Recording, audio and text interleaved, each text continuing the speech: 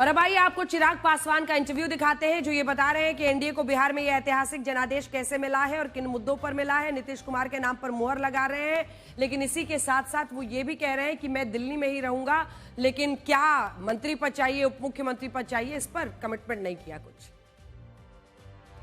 बिहार चुनाव में एनडीए की प्रचंड जीत पर बात करने के लिए एक बेहद खास मेहमान हमारे साथ जुड़ रहे हैं, जो कि एलजेपी-आर, और उसार का अर्थ है उनके पिता का नाम रामविलास। तो आप सोचिए कि उनके लिए ये कैसी लड़ाई रही है। वो न सिर्फ राष्ट्रीय अध्यक्ष हैं अपनी पार्टी के, इसी के साथ सांसद हैं, केंद्रीय मंत्री हैं, और इस वक्त हमारे साथ आज तक पर जुड़ रहे हैं। 29 सीटों पर आप चुनावी मैदान में उतरे थे, 19 पर आपको जीत मिली है। एक सीट जो कि मढ़ौरी की सीट थी, वहां से सीमा सिंह आपका जो कैंडिडेट थी उनका रद्द हो गया था।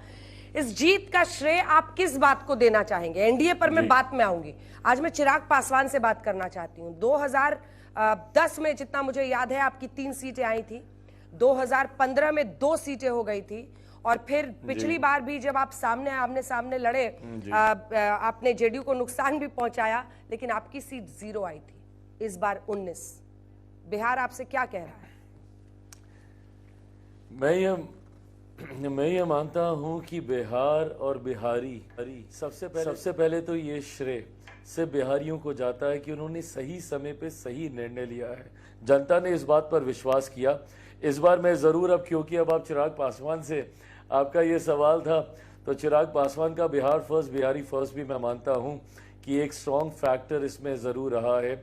2020 में अंजना जी जिसका जिक्र आपने किया, मैंने अकेले चुनाव लड़ा, और यूनाइटेड एनडीए ना होने की वजह से जो हम लोगों को नुकसान हुआ, जिसका लाभ राष्ट्रीय जनता दल जैसे दलों ने लिया, और जिनको अहंकार इस बात का आ गया था कि शायद उनकी काबिलियत की वजह से उनका परफॉर्मेंस रहा। बट उस वक्त मैंने इस बात को ऑन रिकॉर्ड कहा था कि अगर यूनाइटेड एनडीए 2020 में भी रहता तो भी हम लोग का प्रदर्शन बेहतर रहता, और तब भी शायद राजद 25 का आंकड़ा भी पार नहीं कर पाती, जो इस बार देखने को मिला भी। मेरा अगला सवाल भी चिराग पासवान और एलजेपी-आर को लेकर है, उसके बाद मैं एनडीए पर जाऊंगी। और वो सवाल ये है कि इस बार भी चुनाव जब लड़ा जा रहा था, कई एग्जिट पोल के जो पोलस्टर्स थे, कई एक्सपर्ट्स थे, वो आपको पूरी तरह से राइट ऑफ कर रहे थे।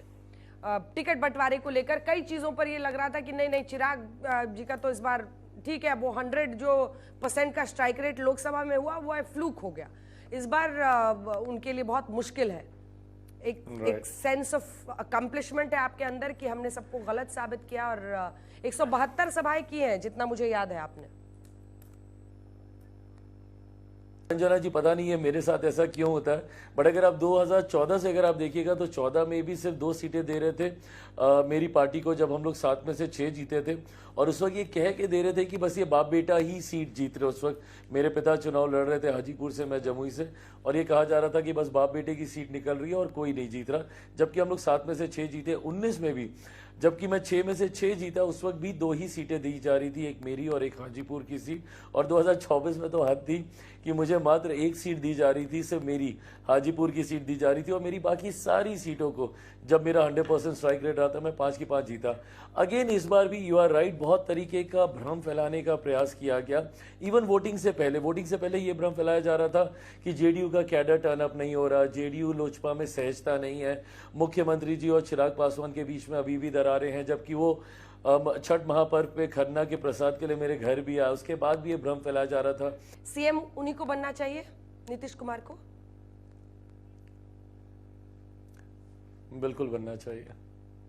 आपके एक और चाचा हैं बिहार में, जो इस बार अलग पार्टी बना के, और वो एक बिटर फेज आपकी लाइफ का रहा, जब उन्होंने जो कुछ किया आपके साथ किया। उस चाचा के लिए 2 शब्द। पारस चाचा।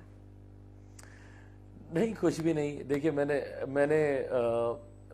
अपना धर्म मैंने निभाया था, क्योंकि मैं इसको परिवार की लड़ाई नहीं बनाना चाहता था।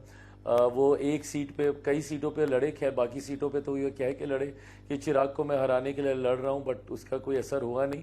माँ ने क्या कहा आज?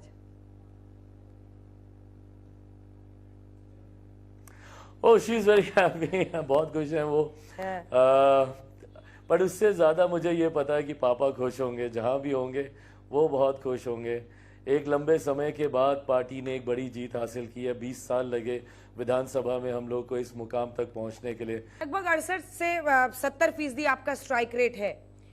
क्या चाहिए अब चिराग जी को वहां पर डेप्यूटी सीएम, क्योंकि आप ही ने कहा कि सीएम तो नीतीश कुमार ही बनेंगे, तो डेप्यूटी सीएम का पद चाहिए, मंत्री पद कितना चाहिए, क्या चाहिए, कुछ तो सोचा होगा आपने।